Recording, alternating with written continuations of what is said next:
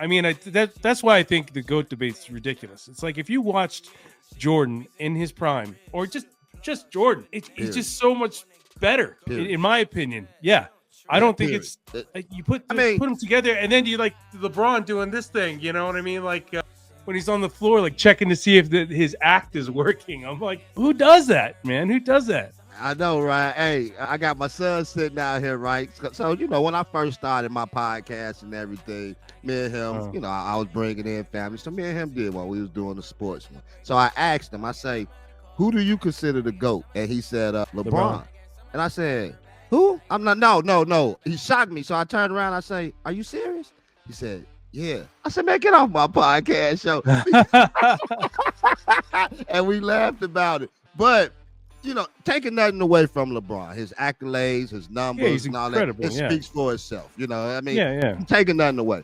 But like I say, I've been a Magic fan, not only in sports, but in what he's doing in the business world, with the Starbucks, the movies, and all that, and flipping all that stuff. Magic that's just been my guy for 44 years. That's all I'm going to say. But you go from that, and I'm a big Magic fan. I never would conform to the Jordan thing. But it wasn't until after when he came back and won the second three-peat. When he won the second three-peat. When he lost to Orlando, and then the next year came back. Man, when he came, you know what? At that point, Ryan, I had to admit to myself, Michael Jordan is the GOAT. No matter how much I love Magic, no matter how much I love Kobe, you know what I'm saying? I had to give, hands down, Michael Jordan is the GOAT, man. And that's just my assessment. I know a lot of people would disagree. My son over there looking at me now like whatever. But me and Ryan Ward said that I just don't get it. It's the GOAT. I just don't get it. It's just it's a generational thing, right? Yeah. Like I'm sure like people growing up way back when was like Wilt was the GOAT, and then Bill Russell, and then Kareem, and then Kareem doesn't get enough credit. You know what I mean? Dr. J, it just goes on. And even Jordan said this. He's like, I would never call myself the best ever, right? Because it just disrespects the era before me. Mm-hmm. Whereas LeBron comes right out and says it after the 2016 or whatever. I'm like, if you are the GOAT, you do not have to say that you're the GOAT because it's just known, right? It's just known.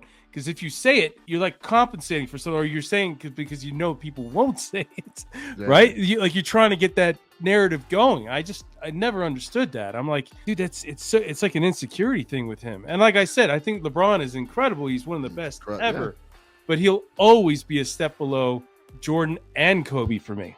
I think those two are above, and you can even put Kareem up there because I think Kareem gets disrespected because he was kind of a dick when he was playing. Right? Yeah, that's exactly what he was.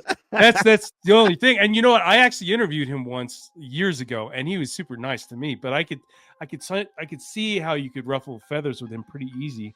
And plus, back to when he was playing, he just was a shy guy, and he just didn't understand why the media was the way that it is. And I get it. Imagine having a microphone in your face and camera in your face all the time. That's got to get old. And you're answering basically 80% of the same questions over and over and over again. So I get it. I get him, having a little edge. But, and there's other guys like Magic who just embraced it and just became, this bright, shining star. I mean, he's one of my favorites. So you got Magic back here. See? Yeah. I got him up there. Yeah. You know what I'm saying? You can't see, man. I got Kareem, Shaq, Kobe, Magic with the two great Laker coaches, Phil Jackson and Pat Riley. Yeah. So yeah, man. I get it, man. I get it. But LeBron, hey, man, if you ever hear this, no pun intended, bro. You know what I'm saying? You one of the best, but that's not. So let me ask you, Ryan, man. Life inside the beat. What got you into sports journalism?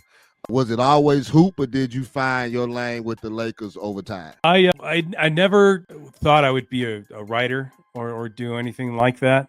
I was all about sports growing up, and I never even thought I would have any kind of career in anything to do with sports. I had no idea what the hell I was going to do. I was actually going to be an artist. Like I was going to try and go into that because that's what I was good at, but I didn't like it. Like I was good at it, but I didn't love it. You know what I mean? I didn't have a passion for it. I could just do it. I got it from my mom. My mom's an incredible artist too. And then I got out of high school, did some college courses. And there was just nothing that was like hitting me like, hey, this is where you got to go. So I started working really bad physical labor jobs. And I was just like, I can't do this the rest of my life. I can't. I got to have like a moment or something. And it's so funny because it's such a weird way to figure out what you want to do. But I was running this fantasy football league with my buddies, who I'm still buddies with now. And this is like, a long time ago. And I used to write the column in the middle, and I would just rip everybody before every week, right? Like I would just setting up the matchups, and I'd say, well, oh, he's garbage. Well, this, but I would do it in a funny way, like it just flowed. It was off the top of my head, and my buddy Tom hit me up. He's like, dude, that was a really good read. And I'm like, what are you talking about?